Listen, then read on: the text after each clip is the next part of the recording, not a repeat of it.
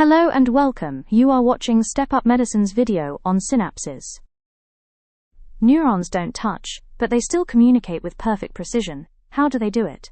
Through synaptic transmission, the foundation of all thought, movement, and memory.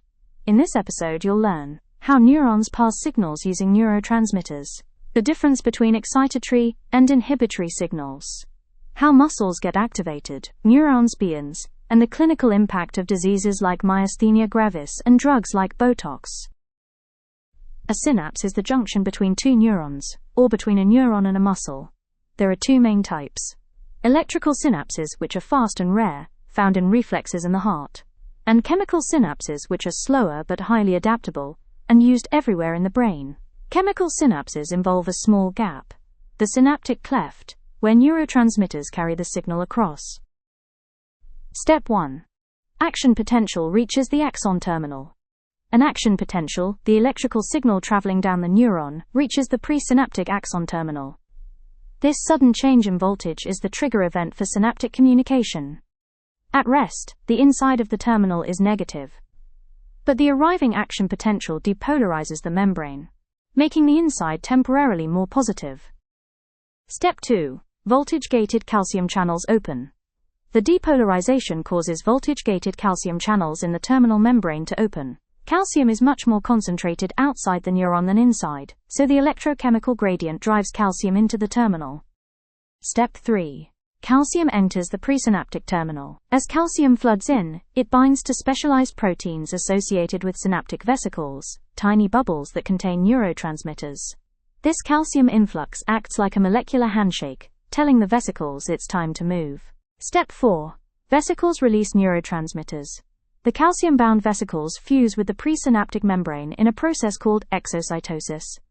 They then release their neurotransmitter contents into the synaptic cleft, a narrow, fluid-filled gap between neurons, or between neuron and muscle. Step 5. Neurotransmitter binds postsynaptic receptors. The released neurotransmitter molecules diffuse across the synaptic cleft and bind to specific receptors on the postsynaptic membrane. These receptors can be ionotropic, ligand-gated ion channels that open directly, e.g. nicotinic ACH receptors; metabotropic, G-protein-coupled receptors that trigger intracellular signaling cascades. Step 6. Ion channels open, EPSP, or IPSP occurs.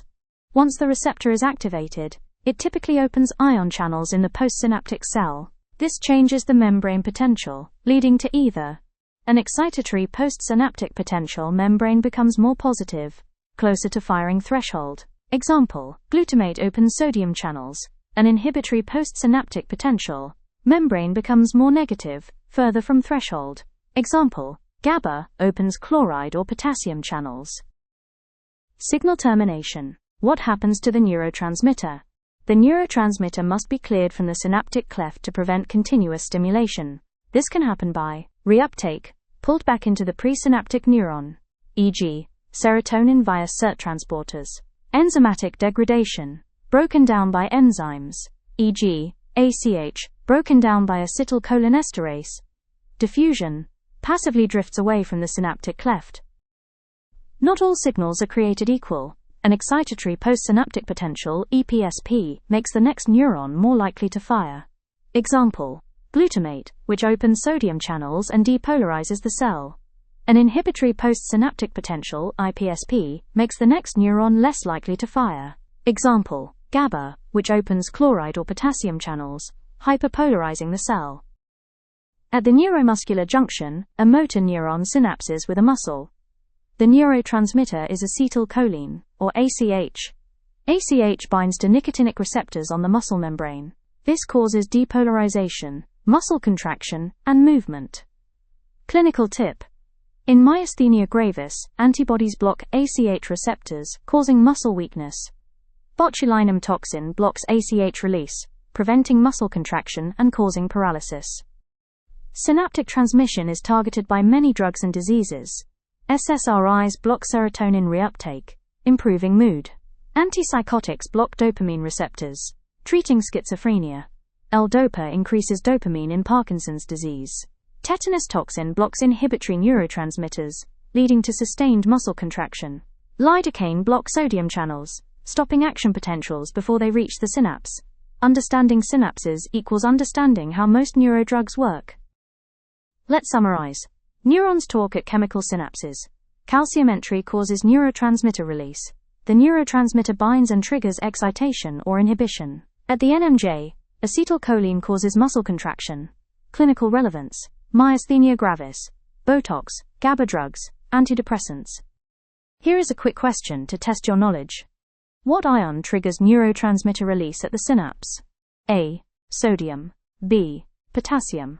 C. Calcium. D. Chloride. Type your answers in the comments below. If this helped clarify your basics, like and subscribe for more high-yield videos. Up next, we will be taking a closer look at spinal cord tracts. Thanks for watching, and keep stepping up your knowledge.